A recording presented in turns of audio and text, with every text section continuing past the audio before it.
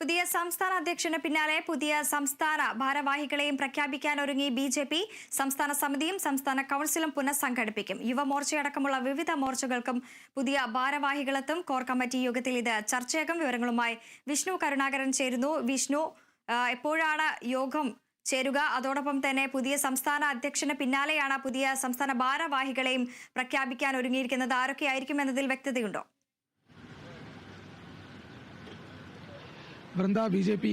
സംസ്ഥാന core committee യോഗം ഇപ്പോൾ ആരംഭിച്ചിരിക്കുകയാണ്. രാജീവ് ചന്ദ്രശേഖരൻ അധ്യക്ഷനായതിനു ശേഷമുള്ള ആദ്യ കോർ കമ്മിറ്റി യോഗമാണ്. യോഗത്തിൽ പ്രധാനമായും 13 കമ്മിറ്റി അംഗങ്ങൾ എത്തിയിട്ടുണ്ട്. എല്ലാ അംഗങ്ങളും പങ്കെടുക്കുന്നുണ്ട്. ഏതായാലും യോഗത്തിൽ പ്രധാനമായും ചർച്ചയാകുന്നത് ബി.ജെ.പി. അധ്യക്ഷന് പിന്നാലെയുള്ള മറ്റ് ഭാരവാഹികൾ ആരൊക്കെയാണെന്ന് തീരുമാനിക്കുന്ന കാര്യവും അതോടൊപ്പം തന്നെ മറ്റ് മോർച്ചകളടക്കമുള്ള മഹിളാ മോർച്ച, യുവമോർച്ച അടക്കമുള്ള എല്ലാ മോർച്ചകളിലേക്കുള്ള അംഗങ്ങളെയും ഇന്ന് തീരുമാനിക്കും.